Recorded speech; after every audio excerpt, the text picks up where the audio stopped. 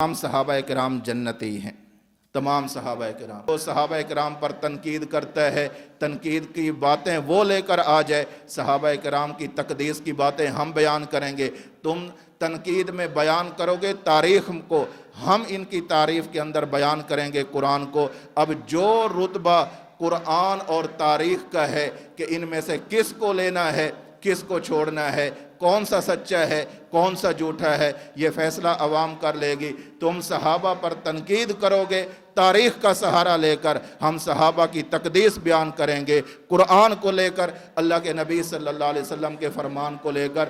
تاریخ کی کیا حیثیت ہے کہ وہ نبی کے فرمان کے مقابل ٹھہر سکے، تاریخ کی کیا حیثیت ہے کہ اللہ کے قرآن کے سامنے ٹھہر سکے۔ تمہارے پاس جو کچھ ہے نا، تم نے تاریخ کے چند ورق دیکھے ہوئے ہیں، اور ہم نے صحابہ کرام کے بارے میں جو تذکرے پڑھے ہیں وہ اللہ کے قرآن میں پڑھے ہیں، اللہ کے نبی صلی اللہ علیہ وسلم کے فرمان میں پڑھے ہیں۔ تو جو مقام اور مرتبہ تاریخ کی کتاب کا اور اللہ کی طرف سے نازل ہونے والی کتاب قرآن مجید کا ہے، وہی حال ان کے اعتراض کا ہے اور ہمارے جواب کا ہے۔ ان کا اعتراض تاریخ کی بنیاد پر ہے اور ہمارا جواب وہ قرآن کی بنیاد پر ہے۔ اب عقل مند آدمی سے بندہ پوچھ سکتا ہے، ایک طرف تاریخ ہو، دوسری طرف اللہ کی کتاب ہو، تم کس کی طرف آؤ گے؟ تاریخ کی کتاب کی طرف آؤ گے یا کتاب اللہ کی طرف آؤ گے؟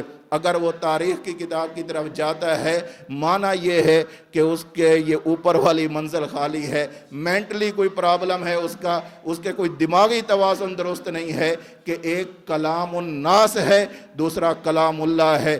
کلام الناس کو کلام اللہ پر کیسے فضیلت دی جا سکتی ہے، کیسے فوقیت دی جا سکتی ہے، کیسے اسے راجع قرار دیا جا سکتا ہے، ترجیح دی جا سکتی ہے؟